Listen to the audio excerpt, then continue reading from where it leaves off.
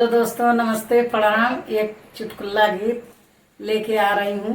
आप सबको जरूर पसंद आएगा। लाइक सब्सक्राइब, चैनल को सब्सक्राइब, लाइक कमेंट जरूर करना। एक दिन खातिर बन जाता सोनार मोर वाला मुआ, एक दिन खातिर बन जाता सोनार मोर लामुआ। सासू जी का हर वाला नाना दी का टिकावा, सासू जी का हर वाला या नदी का टिकावा।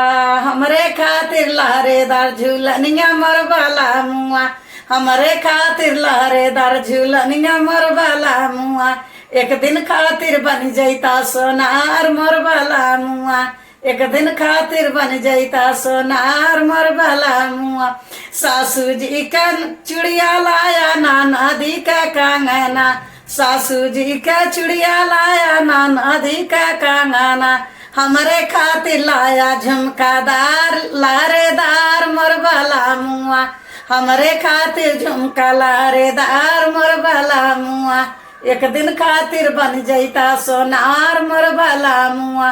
सासू का चुड़िया लाया नाना दी का कंगना, हमरे खातिर सोरा हो सिंगार मोर वाला मुआ, हमरे खातिर सोरा हो सिंगार मोर वाला मुआ।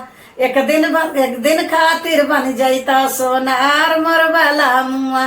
सासू का कुंडल लैया नाना दी का कंगना, सासू का कुंडल लैया नाना दी का कंगना। हमरे खातिर छागल पाए जनिया मोर वाला मुआ, हमरे खातिर छागल पाए जनिया मोर वाला मुआ।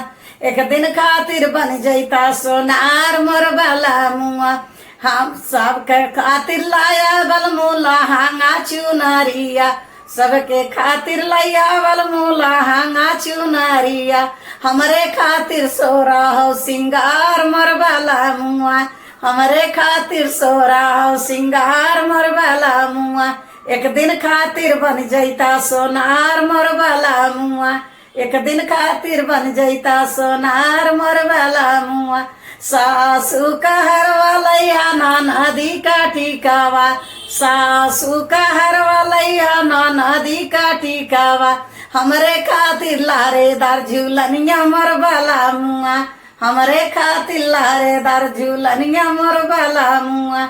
एक दिन खातिर बन जाता सोनार मोर वाला मुआ।